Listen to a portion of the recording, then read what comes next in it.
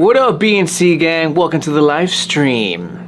Tonight we're kicking off the live stream with the tasting and reviewing of the Shiner Oktoberfest. This will be my first time trying out this Oktoberfest, so let's see if the brew matches the fall season. And then we're going to be diving headfirst into the horror movie Creepshow, the iconic horror anthology movie that still to this day reigns supreme in its category. I'm going to be breaking down its chilling, scary stories, and I'm going to be talking about why it's held up its crown as the best anthology horror movie till this day. So grab a drink, settle in, and let's get spooky.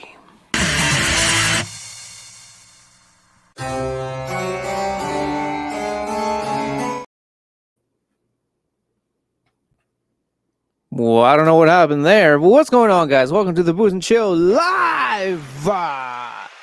Thank you for everybody who is here. Thank you for who are here to watch, here to have some fun. It's Thursday, and let's cut it right there.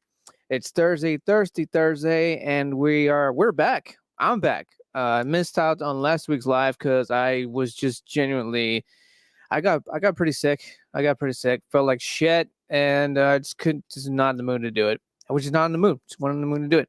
I apologize for that, but here we are once again with one of these lives, and I got to give. There's a few things that I want to point out before we do get started with the beer reviewing and the Creepshow. Let me know in the live comment section if you are a fan of Creepshow. First of all, first thing I want to point out are the new subs. I got to shout out to the new subs. Shout out to Rafa MW. Thank you for joining. Remus TL. Sorry if I butchered that. And also Dragon Fang 1. It's by far the coolest fucking name out there. And what else I got to do? Also, before we get started, let me go ahead and say, if you guys want to get in on the action, on the live, in real time, you can go ahead and dial this number down here. If you have any questions or comments about the Shiner Oktoberfest, let me know if you've tried it, you like it, hate it. Let's talk in real time. Or if you have seen Creepshow, let me know what's your favorite story about it, because it's like there's like 5 stories in it. Let me know which is your favorite. You like it, dislike it. Let me know. Give the call right down here and call and talk in real time. And also got to give a special shout out to a couple of people out there, actually. Some birthdays. One of them being my uncle. Happy birthday to my, as I used to call him as a kid, Tío Carnal. Carnal meaning slang for Spanish. Did not know that. Carnal meaning slang for brother in Spanish. That's what I meant to say. Did not know that as a kid. Found that out way along the lines, long time ago. So happy birthday to you, sir. And to Alex. Hey, Alex, also known as Luke, the good friend and supporter of the channel. Today is also his birthday. So happy birthday to you, sir. Happy birthday if you're watching this. And early birthday wish to the sister, my only sister, Amanda. Her birthday is coming up, I believe, on Monday. So happy early birthday to you guys.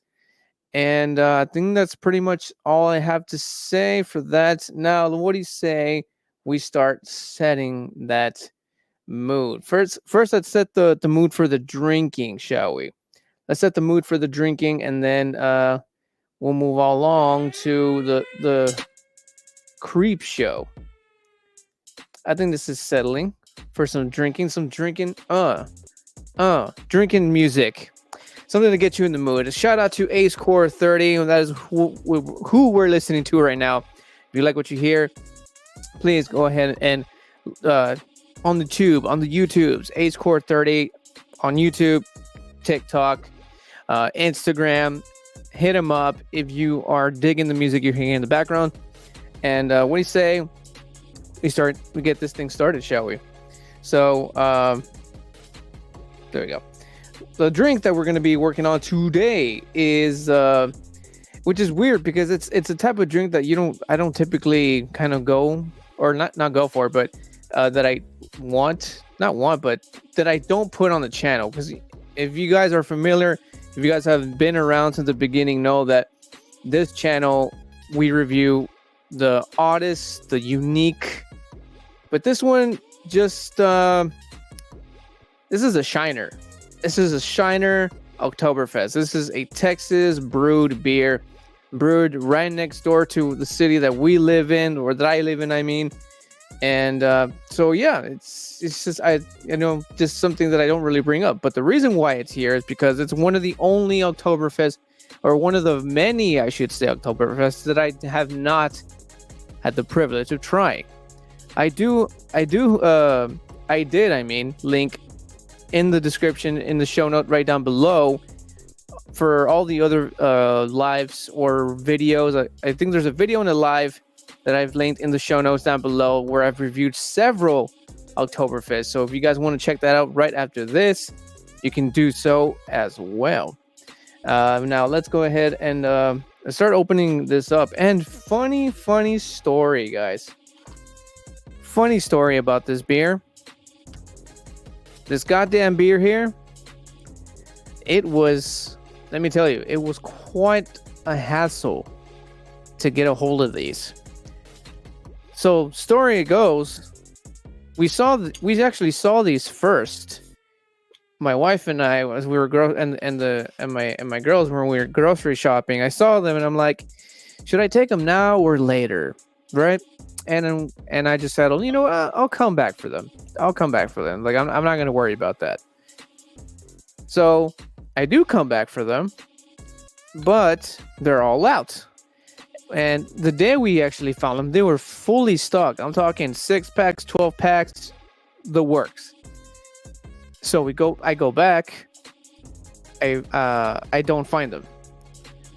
The third time I go, I'm like, you know what? I'm just gonna buy them in a 6-pack. I don't think I want them. I don't want so many of them, right?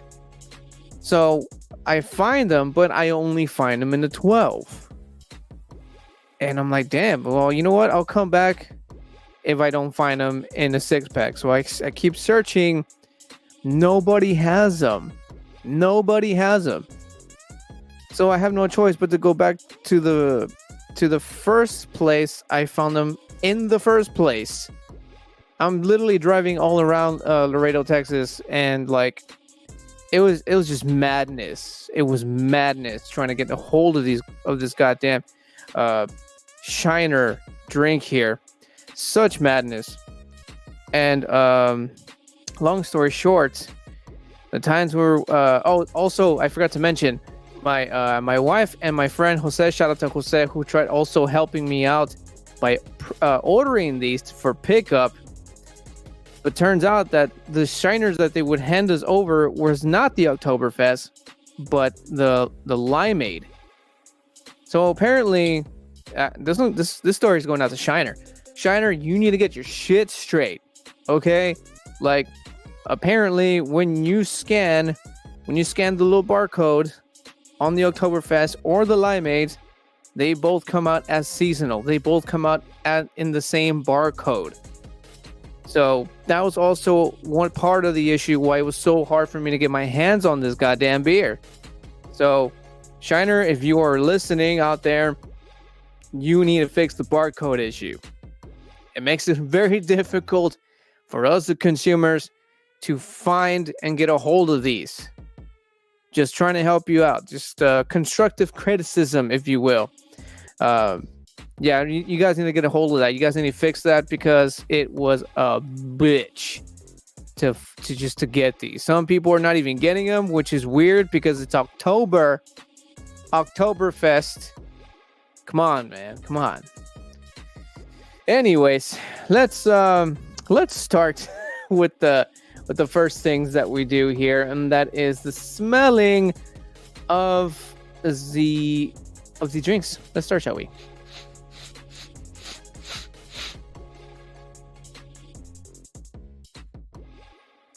Cheers down here. Cheers over here. And cheers to you. Time for the smell. Ha! Ha ha ha ha ha ha.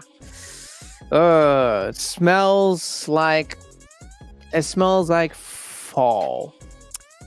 It smells like fall. We get let's see. Bit of caramelly. It smells like lager. Going almost, live right now. Even though give me a second here. I'm trying to mute my damn phone. There we go. So yeah, we're getting almost like a caramelly, lagery. Yeah, you get the smell of a lager, and bit of that pumpkin, a little bit. The pumpkin spice, not necessarily like a Starburst. What? Starbucks, kind of like pumpkin spice, but a like almost like not completely natural pumpkin, but I mean, no, yeah, you get the pumpkin. It's caramelly, pumpkiny, lagery, hoppy. Let's see. A little malty. Oof. It's definitely a Marzen, and I believe I mentioned this in the past videos or past live. The style of Marzen is a German style that was or obviously originated in Germany, but it was then later replicated here, and I just like the different Marzens that all these breweries make, because not all of them taste the same, and that's what I love about beer tasting, because it's never the same thing. They always put in their own thing, their own little twist, and that's what I like about. That's why I like what I do. I like trying different beers. That's just my thing. It's been my thing. It wasn't chill, right? But that's really all I can pick up on this. It smells delicious. Take my word for it. It smells delicious. Let me know in the live chat if you guys are fans of Oktoberfest. And let me know if you tried the Shiner Oktoberfest or if you tried any other Oktoberfest. And that's all I got for as far as the smell goes. I don't want to bore you guys with the smell.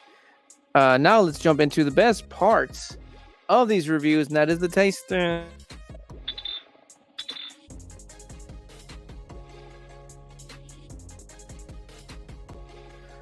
Let's cheer it,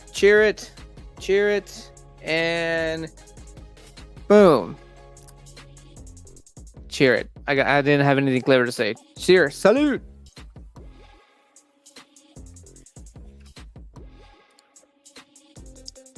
Oh, like I said, this is actually my first time trying this Shiner Oktoberfest. Again, I've tried many other Oktoberfests except for the Shiner, which is weird.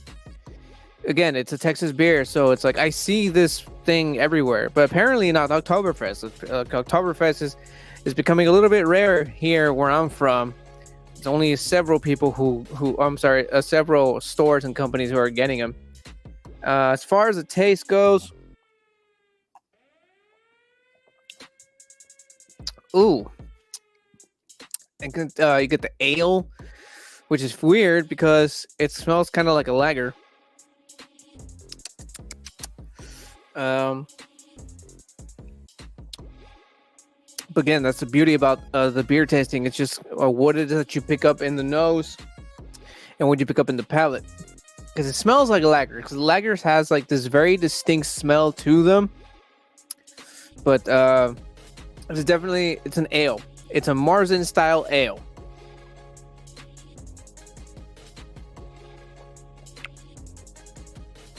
You get a little bit of sweet, a little bit. It's malty, a little bit sweet. Let me see. Let me know this is making your all's mouth water. Let me know. For those of you tuning in, this is what we're trying here. This is the Shiner Oktoberfest. And if you missed out on the story of how fucking difficult it was to get my hands on these, long story short, not a lot of stores are carrying this. And for those who are, there's an issue with the barcode.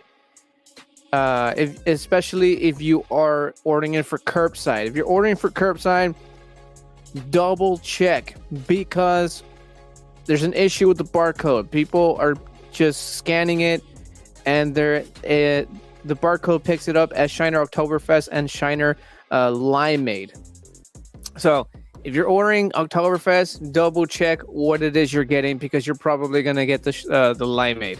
There's a little issue going on with that right now.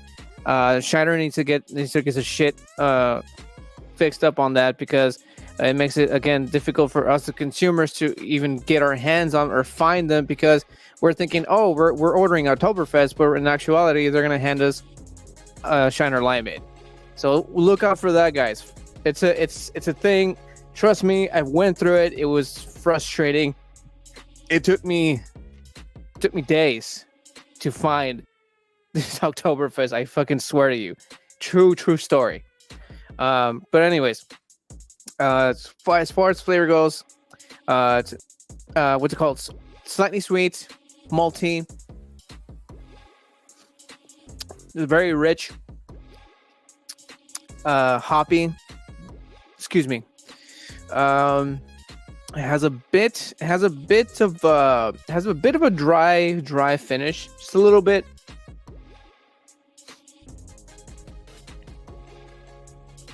Of course, you get a little bit of that pumpkin, but I think it's the earthiness that is the hops and maltiness, and I think that kind of a little defeats the sweetness. It's mostly that. It's mostly the hops and the pumpkin, a slight little hint of sweetness, and then like you get that dryness at the end.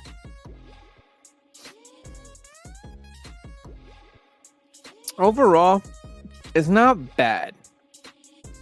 And I'm not just saying that because of my issue of trying to get my hands on it. Like, this ain't no Samuel Adams. I enjoy some Samuel Adams Oktoberfest, but this one's a bit more on the bitter end. And that would be the moderate dryness that you get at the end, I think. I forgot to mention that this thing packs 5.7 ABV, so it's slightly, it's like point like 2 or something more than your average like light beer. And as far as the IBUs, it packs 18 IBUs, not very high, but that dryness at that hoppy dry finish at the end, to me, that doesn't feel like an 18 to me. I feel like that number should be a little bit higher. But that's my taste buds. But overall, it's not bad. I would probably rate this, and I usually don't rate it, but because I'm trying to like give you guys a clear view of exactly what it is that we're drinking here, I would probably rate this maybe like a 7, maybe 6 or 7, somewhere between there. 6 or 7 for this one. Like I said, I've reviewed many other Oktoberfest before, and again, the links to those Oktoberfest reviews will be right down there in the show notes, so you guys check it out once this is over if you like. There's one video where I reviewed like about 4, maybe 5 Oktoberfest in a row, which involved the Samuel Adams family business. stars in something I don't remember. St. Arnold. I want to say that was it. It could have been a fifth, but there's also another video where I review another two, which the Sam Adams, the Jack O. My God, that thing is literally. Excuse me, that thing is literally a pumpkin spice alcoholic drink. Delicious. And I also did the Yingling Oktoberfest. That one was also good. So I reviewed a few. Again, links right down in the show notes. And as far as the drink review, I think that's pretty much all I got for you guys right now. So I think we're about ready to start on this here talk today. Today we're talking Creepshow. And Creepshow, it has been till this day still considered the top horror anthology film, and there's a reason for that. We're going to talk about that right now, but first a little ad, if you will, and then we'll get right on to Creepshow. Hey there. You know those nights when you're sipping on something awesome, listening to some tunes, and getting lost in a killer movie? Well, that's basically my life. On my podcast, we dive into everything that makes life, well, interesting. From the latest trends to my totally unsolicited advice. And of course, the best in booze, bites, and beats. Whether you're here for the brews, the views, or just some random talk, there's a little bit of something for everyone. So if you're ready for a good time, head on over to YouTube and look up Booze and Chill, look under the podcast tab, and watch the video podcast in there. Or if video is not your thing, you can head on over to Spotify and follow Booze and Chill Buzzcast podcast in there as well. So what are you waiting for? Hit the play button and join in on the fun. Now let's get back to the live stream. And we're back. A promo for the podcast. Which let me know in the comments if you guys have been following along to the Booze and Chill Buzzcast podcast. Let me know if you caught this week's podcast video podcast episode, and let me know what you guys feel about that episode. The true encounter stories that were sent by you guys, you the viewers, you the fans, you the subs. Let me know what you guys thought, and if you haven't checked it out, please head on over to that handsome man in that promo video mentioned. Head on over to the Booze and Chill channel on the podcast tab. Look up season 5, Phantom Frequency. That's what it's titled. Click on it, watch the most recent one, and it is creepy, guys. The story that you guys send, creepy. I mentioned a few of my own as well, so check that out for yourselves. And now, let's get right on to today's topic here, shall we? And again, this is Creepshow, and why it is still considered the best horror anthology movie. Let me just go ahead. Let's play the trailer, shall we? Before we get started, for those of you who don't know what I'm talking about, let's show the trailer, and then we'll get right on to talking about this here movie. Just give me a second so I can start playing this for you. Let me just move this stuff out of the way here.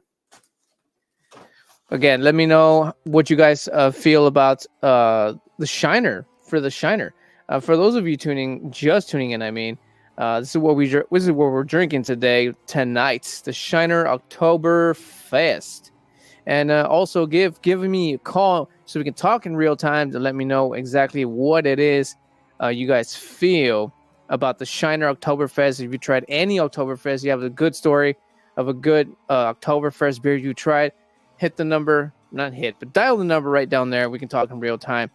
Shout out to Lily Love Lopez, who was watching on Instagram. What's up, girl? What's going on?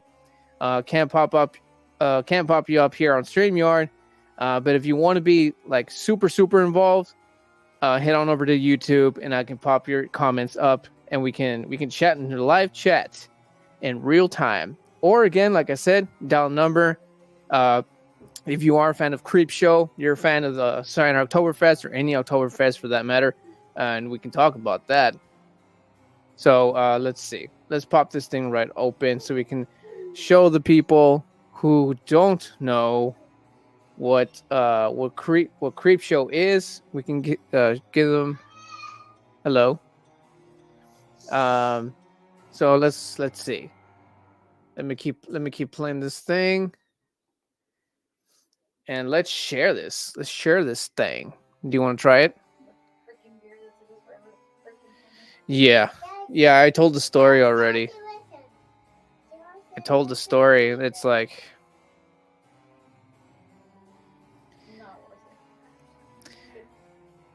I rated like a 6 or 7 as far...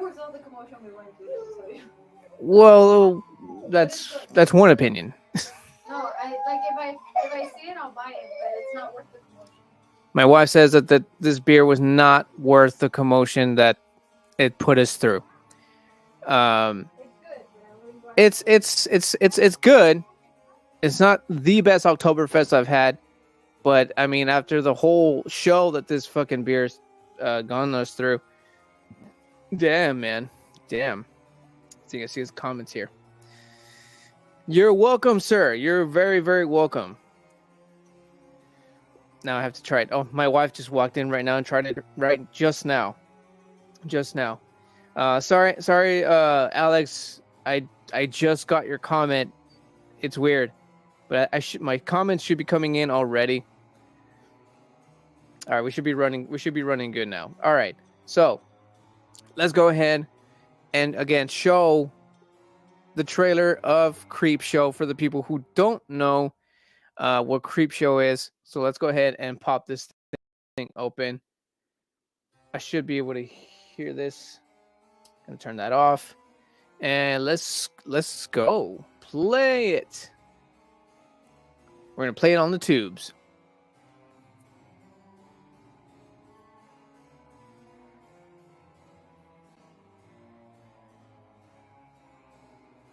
That is not playing at all. There we go. Coming soon.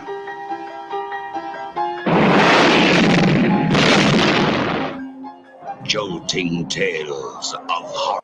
That face. That fucking face there, dude. It is... I mean, come on. You guys gotta... If you guys are still here and you guys are watching, you gotta let me know exactly what you're feeling about this face. That face right there. It looks so cool. The effects in these movies. This movie's from 1982, so there's not exactly like CGI like we got right now. It was all practical effects, and I love the practical effects. Leave it in the comments, in the live comment section, if you are fans of practical effects, or if you're also fans of CGI. We can kind of like compare notes about those two things there. So yeah, let's keep it going. Let's keep it going.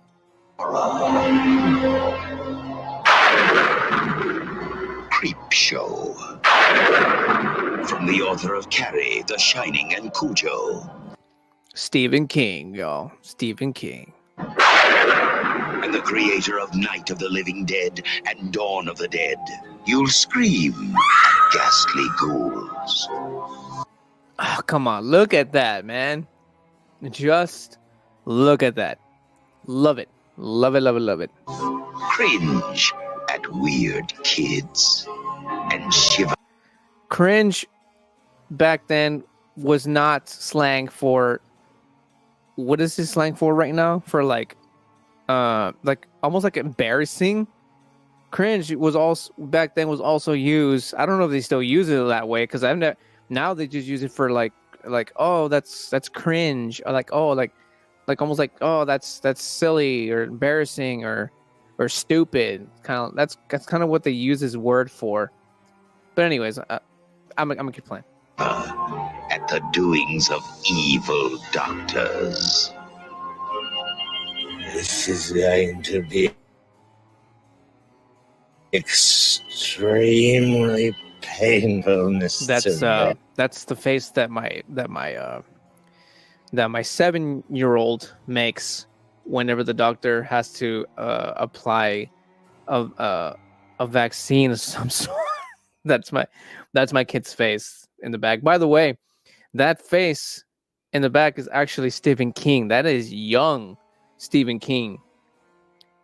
For those of you who I'm not familiar, hey, the new sign looking real crisp, real nice. Thank you, thank you. Oh yeah, you like it? It's pretty sick, dude. It's pretty sick. What's going on, Josh? Thank you for joining, Josh. Thank you for joining. Let's keep playing this.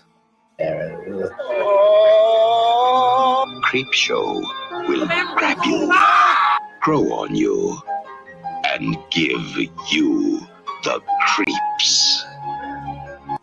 Pun intended, because Creepshow. Yeah. I paused it here on the roaches in case my wife is watching. She is petrified, terrified of roaches. In fact, freaking, when was it? Like about last week? Oh, in fact, when I did the last live that I did, I don't remember what drink it was, but I was talking about movies that came out in horror movies that came out in 1988. The year I was born. There was this one movie that came out that was called The Nest. It was about man-eating roaches, killer roaches. And I told myself, like, I'm gonna watch this movie with my wife, and I did. And she watched it, and she was like, "Why the fuck are you making me watch this?" It was awesome. It was awesome, let me tell you. But anyways, let's keep playing this thing. No, this is going to be an entirely new experience. Creepshow, the most fun you'll ever have being scared. And indeed, they kept their word on that. Indeed, they kept their word. And yeah, Creepshow is it's a sick movie, dude. It's a sick movie. The reason why this movie has remained, in fact, I already finished one here. For those of you just tuning in, this is the drink that we are working on. This is the Shiner Oktoberfest. One of the many Oktoberfest beers out there in the world that I just have not tried. And like I mentioned in the beginning, it's weird because it's a Texas beer. This thing is brewed in San Antonio, Texas, right next door to where I live. And like I said, long story short, in the beginning, it was a pain in the ass to get a hold of these. There's a whole issue with the barcode. So if you guys are looking for a Shiner Oktoberfest, be careful. The barcode is reading Oktoberfest and Shiner Limeade. So just pointing that out there for you guys. So that you don't have to struggle. Because I did it took a couple of days to get my hands on this fucking beer, let me tell you. Not a lot of stores are carrying them right now. I don't know what is going on with Shiner, but there's something going on, and it has to start with that barcode issue. I'm very, very sure of that. So I'm gonna open up another Shiner here, and I'm gonna explain to you guys exactly why Creepshow till this day is still considered the top horror anthology movie. So Creepshow has remained the top horror anthology movie because, give me a second, throw that. Ooh, excuse me. Because of its masterful blend of eerie storytelling, dark humor, that's my favorite part, and the comic book inspired visuals. That's another one. It's basically a horror movie that brought a horror comic book to life. So it brought the love of two things for me, comic books and horror movies, into just one one whole thing, and I love that about it. It was directed by George A. Romero and written by Stephen King, the man himself. I mean, the guy has written like how many fucking books? I haven't even kept track of how many he's written. But yeah, it was written by Stephen King, and each segment, because this is an anthology, these are stories combined into one whole movie, and it was a total of 5 stories combined. And each segment delivers a perfect mix of supernatural chills, of justice, karmic justice. It's memorable characters, because I mean we're talking the zombie, the Father's Day zombie, which I'm probably thinking about dressing up as, actually, because that thing is just masterpiece. Practical effects, which like I mentioned in the beginning, the practical effects on this thing are just perfect. They're perfect. And timeless things of revenge and fear have cemented Creepshow as a classic that continues to influence and define the genre. That is actually true. This movie has inspired many other anthology horror movies. One of the ones that I just stumbled upon is VHS. That is a very, very good one. And as far as the stories, as a vengeful killing murder stories, it's in there. It's in the VHS, and I feel like those were also inspired by Creepshow. In fact, let's go ahead and quick rundown on each story that was in Creepshow. The first one that comes out in Creepshow is called Father's Day. This story, give me a second here. Where am I? Oh, here we are. I'm gonna show you guys a picture here. I'm gonna show you a couple of pictures of each and every episode. Here we got the sister of the daughter. This is the daughter of the zombie per se. This story revolves around a dysfunctional family haunted by the murder of their Patrick Nathan Grantham, who has killed by his daughter Bedelia. This is the Bedelia here. On Father's Day, Nathan, buried but not forgotten, rises from the grave to exact revenge and claim his Father's Day cake. Because the best line from this episode is, "You promised me cake." And in fact, this is the zombie right here. I'm totally thinking of dressing up as this, because I'm trying to top last year's costume. I was like a 10 feet tall, creepy ass clown, and I think this will probably be the one to kind of top it. I think I won't be tall, but I'm gonna try my hardest to make it look something like this. Leave it in the comment section. Are you guys gonna dress up for Halloween? What are you gonna dress up as Halloween? Let me know in the comment section. But yeah, this is the one. This is the one.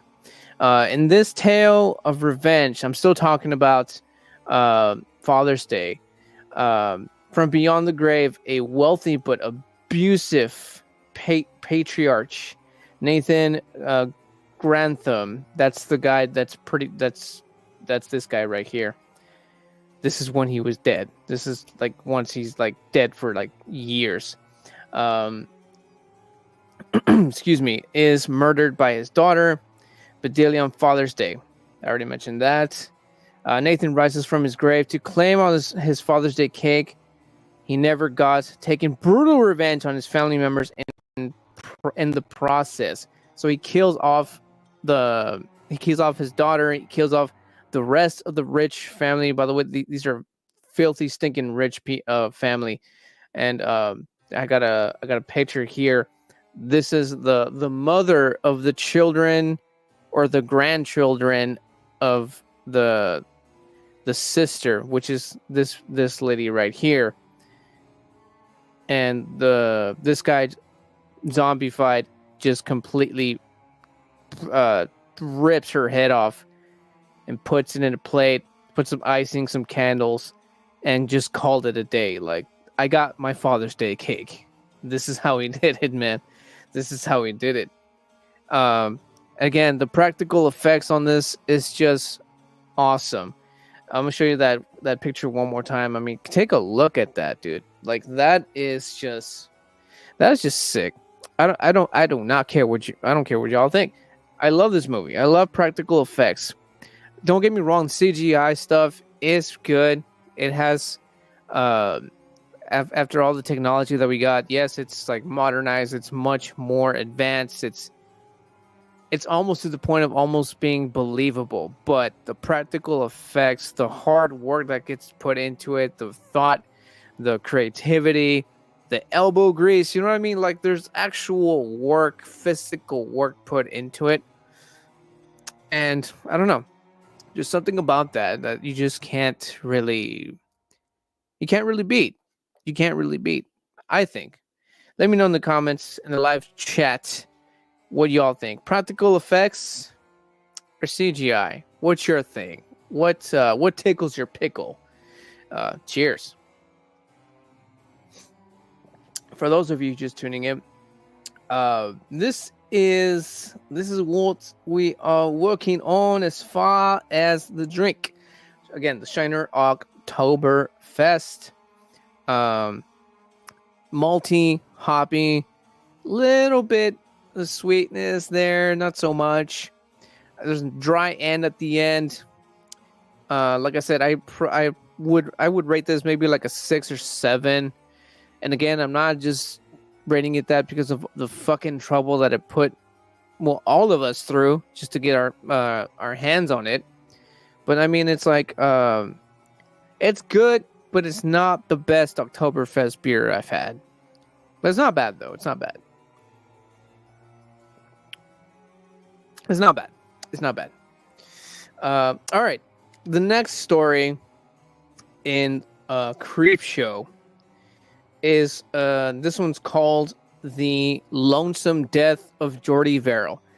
And Jordy Verrill is played by Stephen King himself, dude. And again, this is a young Stephen King. Again, this movie came out in 1982. I don't know when Mr. King's birthday, but I mean, again, have you seen him lately? I mean, not to sound like that, but I mean, like, the guy looks pretty old. Shout out to Danny on Instagram. What's going on, Danny? What's going on? Talking about Creepshow, drinking some Shiner Oktoberfest. This is what we're drinking, and talking about Creepshow. Let me know in the chat if you've ever watched Creepshow, 1982 Creepshow. And but yeah, we're talking Creepshow. Not episode, but story number 2. It's a horror anthology movie. We're talking about why it's still considered the number 1 horror anthology until this day. We already talked about Father's Day, which is quite possibly visually the best looking one. And now we're on to the second story, which is The Lonesome Death of Jordy Verrill. The Lonesome Death of Jordy Verrill, again, starring Stephen King himself. The story follows Jordy Verrill and a dim-witted farmer who discovers a fallen meteorite, that he touches the meteor's substance, causing a strange, fast-spreading plant-like infection to take over his body, everything around him. As the alien vegetation spreads, Jordy's life deteriorates in tragic yet darkly humorous way. That is actually true. The character, again, Jordy, again being played by Stephen King, is what's the word that he uses in the movie? Dim-witted and lunkhead. Very, very funny 80s little slang, little terms there, like, "Oh, Eddie, you lunkhead." I mean, sorry, the Jordy, you lunkhead. And he has these visions of him taking the meteor to like this college and selling it for like $200. And I'm like, dude, come on, man, come on. Like, it's like a typical like I guess redneck thinking. I'm not entirely sure what they were going for, but that's the vibe that I got from this particular story, the Lonesome Death of Jordy Hill. It's funny. It's more funny than it is scary, this one. But again, that's kind of why it lured me in. Like I said, it's not so much the creepiness and the horror and the practical effects. It was also the humor. There was a bit of humor in a twisted kind of way, like in a tales from the crypt kind of way, and which I'm also a fan of. Is these are the type of styles that are just you just don't really get anymore, and I don't think people are able to actually pull this shit off anymore, because of nowadays the humor has to be limited and watched, because there's people with so many feelings and stuff like that, and I miss that about these kind of movies. And again, Creepshow really just toyed with that a lot, and they just they brought this new thing to horror. In fact, I wouldn't be surprised, and that's well, actually, no, yeah, these are elements used in horror comedy, and that's kind of sort of what this kind of also falls on. A little bit more. Again, it's got a little bit of everything. It's creepy, it's funny, it's eerie, it's just plain fun. It's a fun movie to watch, and I recommend this to anybody out there. So what's it called? We're still on the Lonesome Death of Jordy Hill. Ooh, excuse me.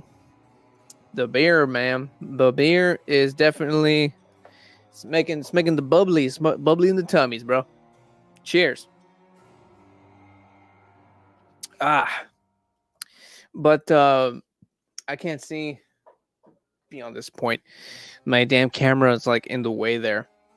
For those of you just tuning in, we're talking Creepshow. And we're having one of these, the Shiner Oktoberfest Marzen style beer, Marzen style ale type of beer. Very delicious.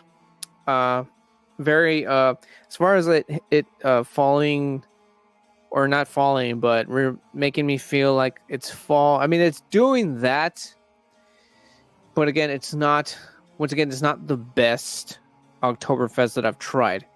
But again, it's not bad. It's good. It's good, just not the best. All right, let's move along to I think we've already finished off the second story, Lonesome Death of Jordy Hill. So he touches. I mean, we mentioned that he's a dim-witted farmer who discovers the falling meteorite. He touches the meteor substance, causing a strange, fast-spreading plant-like infection to take over his body and everything around him. We mentioned that. What else? And I think that's really what all this is about.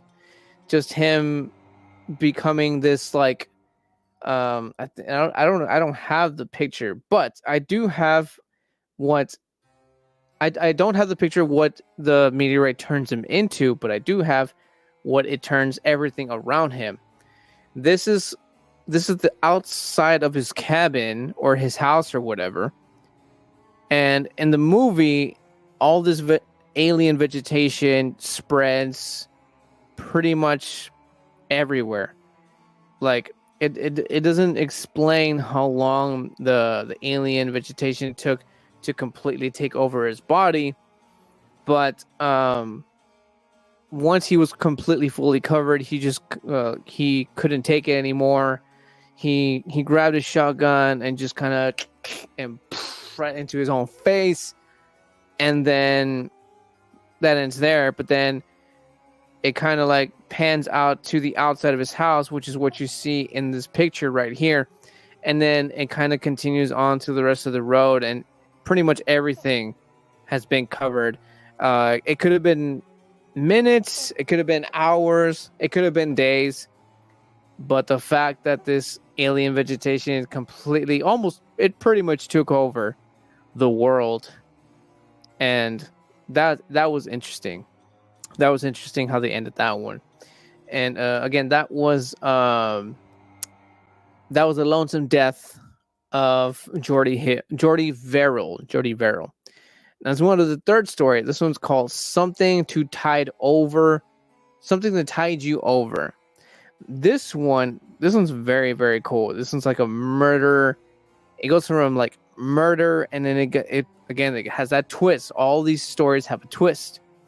So in this story, Richard Vickers, a wealthy man who learns of his wife's affair, exacts cold revenge by burying both her and her lover up in their necks on his personal beach. That's how rich, just to give you an idea how rich this guy is. Leaving them to drown as the tide rises, but the couple returns from the dead. Obviously, the tide drowned them completely. Waterlogged and vengeful, turning the tables on Richard in a grisly manner. And let me go ahead and show you all. This is the guy on the left. Obviously, is the rich guy. He's the killer. He's the one who caught his wife doing the affair. Oh, excuse me. This is the Richard Vickers. I believe the guy in the bottom name was Heath, if I'm not mistaken. Just completely in panic, calling for help, calling this dude's wife's name, and so yeah, he's just left for dead. There, he's left for dead. But what's weird is when the tide comes in, he's underwater, and there's this red glow that is happening once he's completely underwater. This is the part where I was like, okay, something's up here, man. Something's up here. Because, I mean, like, there's nothing out there that will really, like, my freaking elbow's getting stuck to this. There's no, like, I mean, there's certain fishes that will actually glow. But, like, if you're familiar, there's those type of fishes are, like, deep beneath the ocean, like in the pits, like of Cthulhu level ocean. So I thought that was weird, right? I thought that was also pretty cool. That the fact that there's this weird glow happening as he's about to die. And so these two couples, they come back like almost instantly out of the ocean after they die. In fact, the character Richard Vickers, again, the rich guy who buried them and pretty much drowned them, goes back and sees footprints coming out there, and he just doesn't. He questions it. He's looking at it. He's examining them. He's like, nah. The tide took him. And he goes home, does what rich people do, you know. Have a nightcap, drink very expensive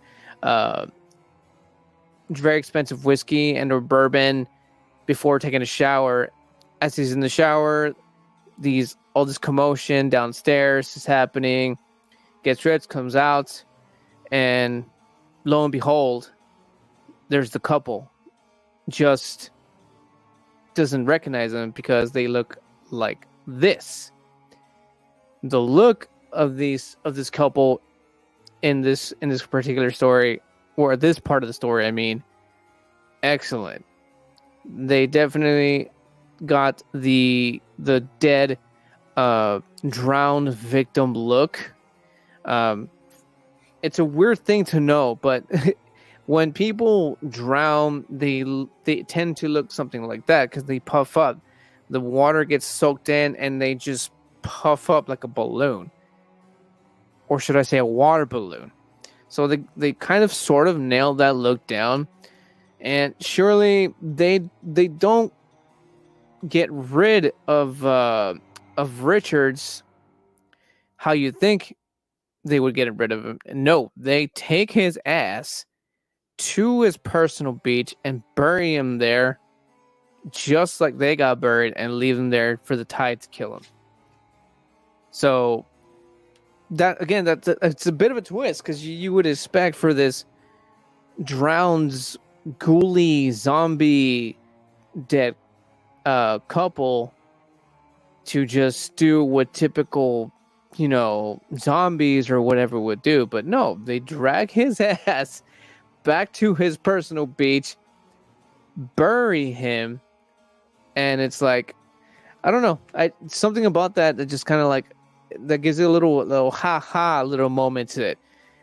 Creepy because the fact that these people came back from the dead, and Richard is like shooting him with this little pistol, not going down, and he's just losing his fucking mind. In fact, he lost his mind, which should probably explain why it was so easy to kind of bring him to the beach. Because once he realizes that he can't shoot or shoot and kill this couple, like, he just fucking loses it. And you can see that when he's buried. I don't have that picture here, but you can definitely see it when he's buried, because he kind of like he just looks like he just lost it. He just lost it.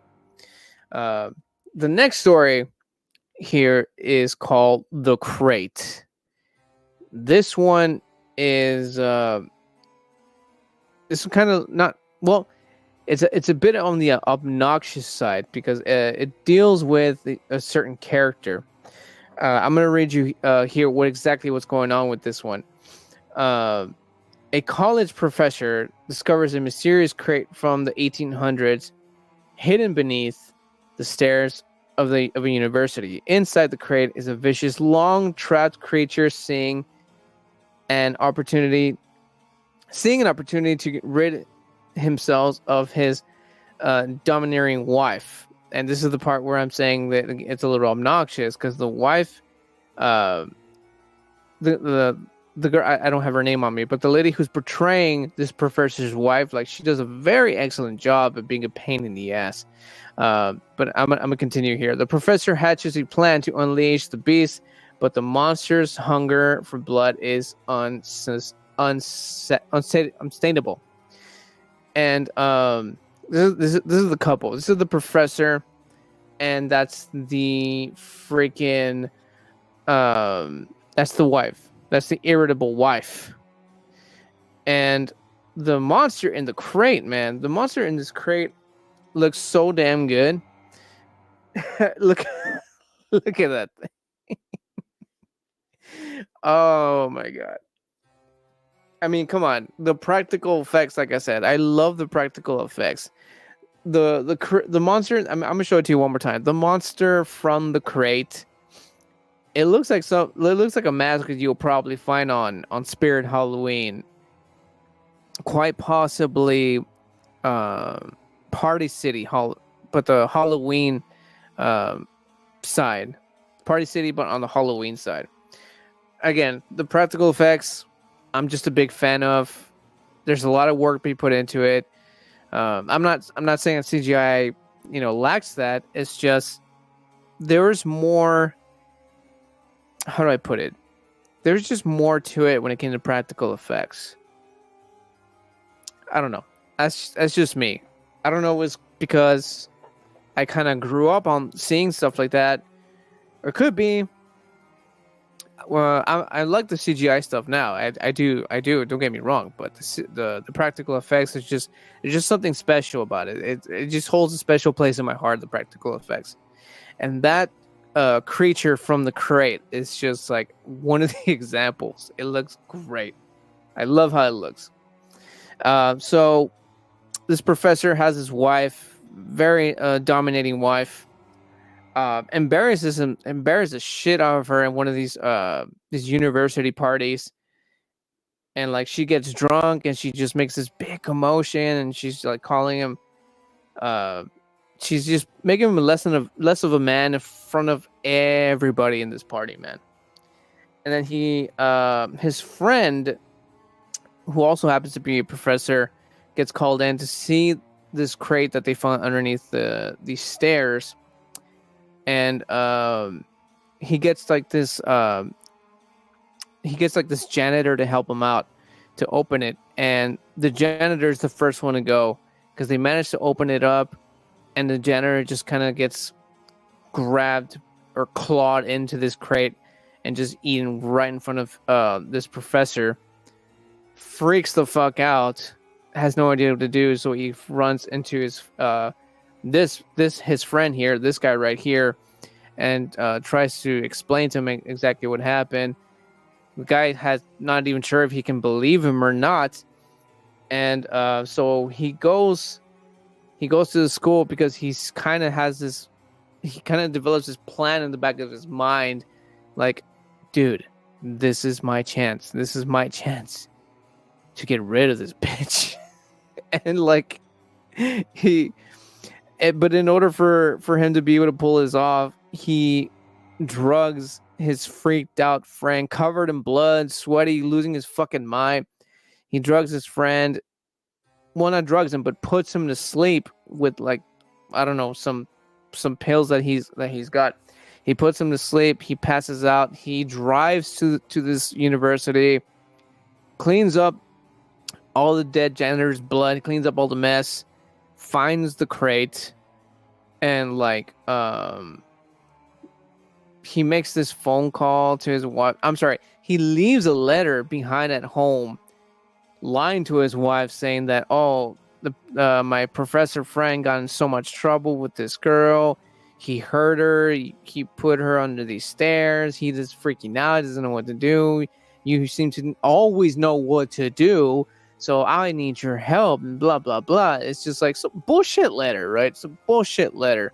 And so she falls for it. She drives her ass to the school. And at this point, he's like finishing off cleaning and stuff. And she finds him. She's like, dude, what happened? So on. It's like, oh, he hurt this girl and he put her underneath those stairs, right underneath there. You should go look at it. And she goes, and this crate monster is just a no-show, which is the part, again, the funny part when it comes to the Creepshow movie. The fucking crate monster is a no-show, and so the professor takes matters into his own hands and fucking grabs her by the shoulders and just starts banging her head up against the crate, hoping to wake up the fucking monster. And like for like a minute or two, he kind of just realizes, like, maybe my friend was losing it. Maybe he went nuts. Maybe he didn't see what he think he saw. And he backs away, and the wife is just pissed. Like, she just got her head banged. She starts telling him off, like, that you're no fucking man. Like, you can't even get it up, and all this harsh shit, dude. All this harsh shit. Like, she's fucking laying it on him. And he's just taking it. He has no choice because his plan didn't go through. And once he just like gets to the edge of just like completely giving up on life, the fucking crate monster pops up, grabs her ass, and just fucking goes to town on her. Not in that way, but he fucking devours her. Blood everywhere, and like, he basically just like, he did it. He felt like this huge relief. He felt this weight off his shoulders.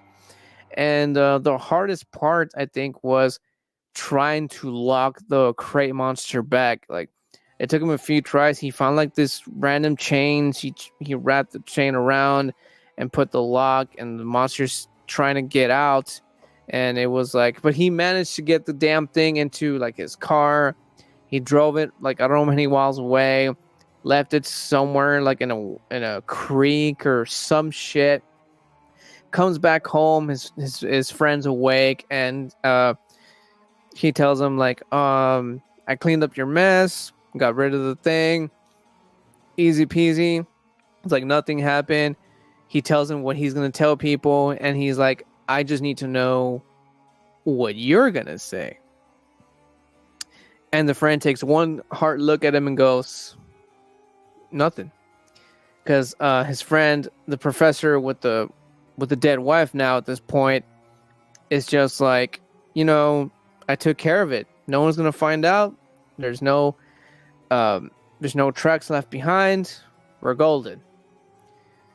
And that's when we get another shot of the crate monster breaking loose from the chains and the locks, and we get one more look at his eyes. Not this picture necessarily, but we get a nice zoom in into his eyes. It's just pitch all black, and you just see both of his eyes, and it's just like, and it was good. It was juicy. The story was juicy, not so much because of the crate monster, but the story with the obnoxious dominating wife or man killing wife that pretty much like deserve what she got, guys. Like, you would back up this professor and you would cheer for this crate monster for the shit that she would say and do in front of all these friends and guests of the professor, dude. Again, very, very good stuff. Let me know in the live chat if you guys are still around, if you're finding Creepshow interesting. And for those of you just tuning in, this is what I'm drinking right now. In fact, I'm going to have a sip of it right now. I'm getting a little thirsty. The Shiner. This is Shiner Oktoberfest Marzen style beer. 5.7 ABV. 18 IBU. Cheers. Pretty good stuff. And let's see. And now we're on the fifth last story of Creepshow. This one is called They're Creeping Up on You. Upson Pratt. This is one of the main characters in the story. In fact, it's the only character. I'm sorry. No, he's the main character because there's like another guy that comes out in there. Upson Pratt, a wealthy and obsessive germaphobe, is trapped in a sterile, sealed-off apartment as cockroaches begin to infiltrate his space. And again, going back to this movie I brought up earlier called The Nest, I love bringing these movies up because my wife's most like she's petrified of cockroaches. So whenever I find movies that have roaches, it's like we gotta watch it. Like we both have to watch it. And so, where was I?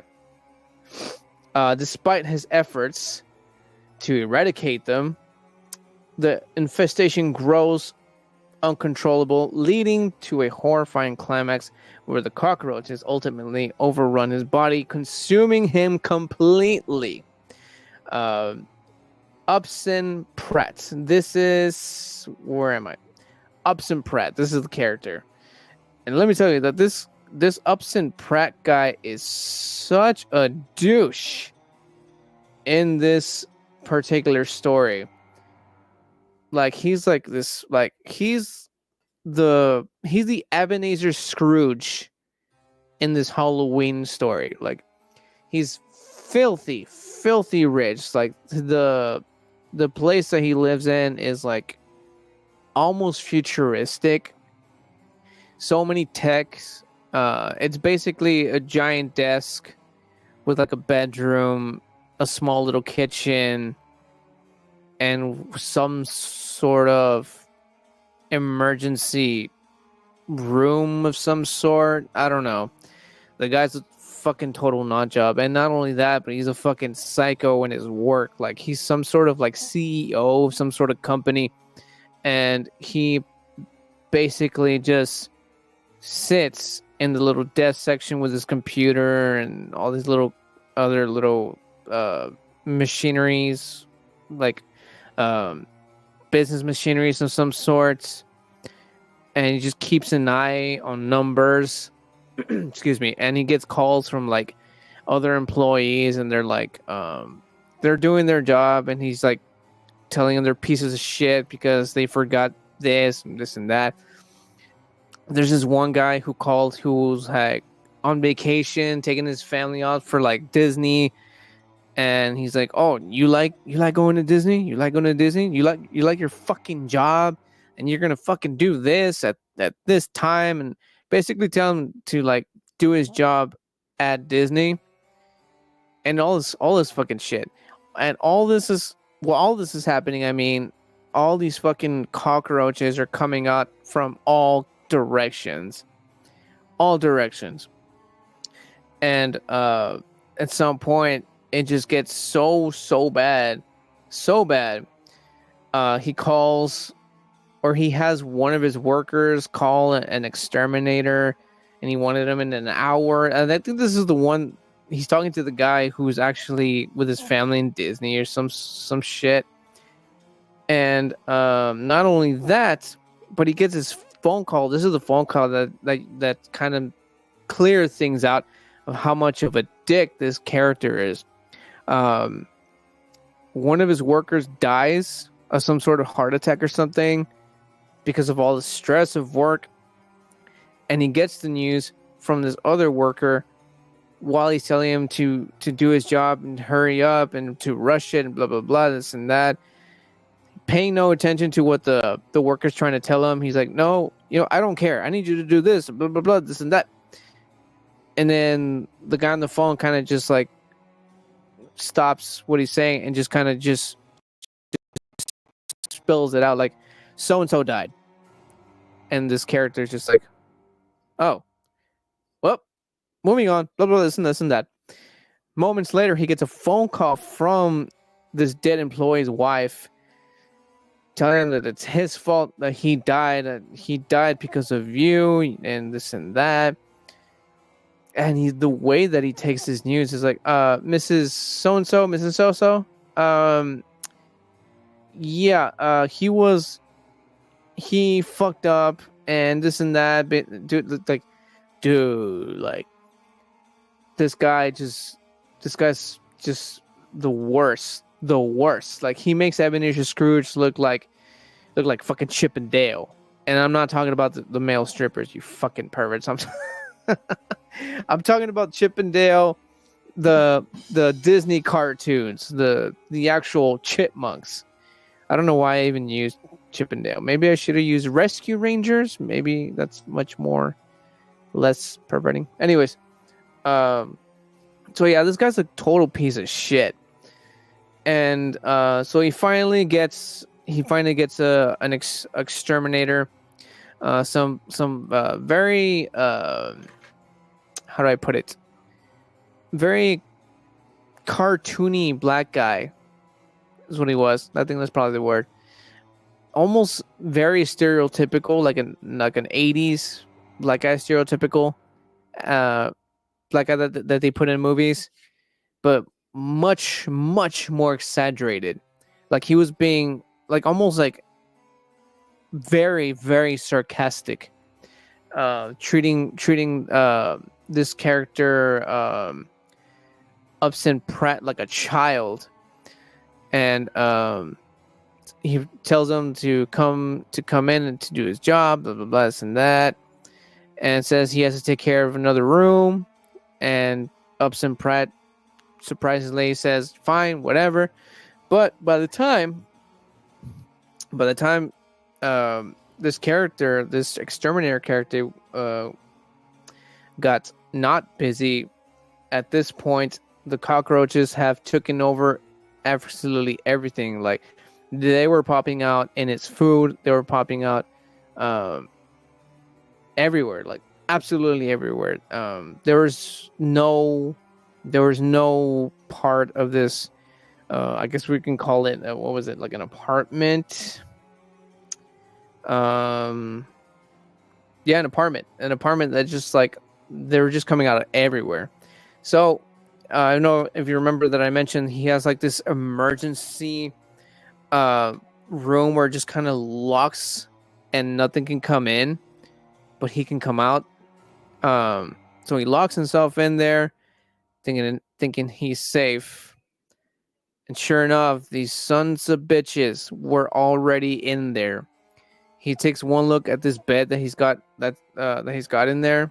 The sheets are all like moving and stuff. You know the kind of movement that we're talking about when you see something crawling under a sheet. That's what he saw, times like a bajillion. removes the sheets, and it's literally just the whole bed, the whole mattress filled with cockroaches. And they all crawl up on this son bitch and take over him. And I'm talking like they practically take him down. They go in through his nose, his mouth, and it's just like, this is what we end up looking at. Once again, the practical effects, dude. You can see it, but I think the thing about practical effects is that you would have to also use your imagination. Just kind of like when an actor has to pretend that the monster, who happens to be a dude in a suit, is an actual monster. And I think that's the thing about practical effects. That's kind of like how they would work, because you would be able to see. But there was times that the practical effects were so good, like too good, and you were just like fooled. But in these cases, the practical effects it involved not just the actor, but the viewers to also use their imagination. I don't know. That's just how I see the practical effects. Like, it actually just, it made you think. And that's what I like about the practical effects. That covers pretty much the entire Creepshow movie. We talked about all 5 of the stories that were told in this Creepshow movie. That's Father's Day, Lonesome Death of Jordy Verrill, Something to Tide You Over, The Crate, and They're Creeping Up on You. I mean, this movie has stayed in its course because, like I said, it's just a very good, entertaining movie. It's just got a little bit of everything. The dark humor, the suspense, and the nostalgia. Not to mention something a little bit to kind of geek out about. Like I said, it blends my love for comic books and horror into one. And it's just a good movie. It's a good watch. It's also got a very nice it's got a nice playful tone, and not to mention the creepy, eerie stories, and plus the practical effects that just make it into something that, like I said earlier, into something that we just don't really get anymore. And I miss that. I miss that about these kind of movies. And that's why I enjoy watching it. That's why it has stayed top in horror anthology movies. You could say that this movie could be the grandfather of horror anthology movies. Quite possibly. I feel like it's earned that title. I think I do believe it could have earned that title. But that's where you guys come in, and you guys let me know. Do you think, that Creepshow is top? Well, I mean, it's considered top. But to you, the people, you, the viewers, you, the subs, you, the fans, do you think Creepshow is top dog in horror anthology movies? Or do you think that's just a big old... Leave it in the comment section right down below in the replay, because this is where I bid you guys adieu. So I'm going to thank you all of you who stuck around for the end, Let me know once again in the replay in the comment section down below if you guys are fans of Creepshow or just fans of horror in general. Let me know if you do have a favorite horror anthology movie. Leave that title, that movie in the comment box right down below. And just to remind you all, this is what we have been drinking. The Shiner Oktoberfest Martin style beer, 5.7 ABV, 18 IBUs, very hoppy, a little bit of sweetness, and it's a delicious beer. It's a delicious beer. Just once again, be very careful with the barcode issue. It's happened to me already. And that pretty much sums up this here live, guys. Once again, thank you so much for joining, and I will catch you guys in the next video. Tune in tomorrow. Tomorrow's Friday. Tomorrow, October the 11th. Tune in tomorrow for a music video breakdown video. I will see you guys there, and that's it for that. Catch you guys in the next one. And remember, if you keep watching, I'm gonna keep drinking. Catch you guys in the next one. Cheers.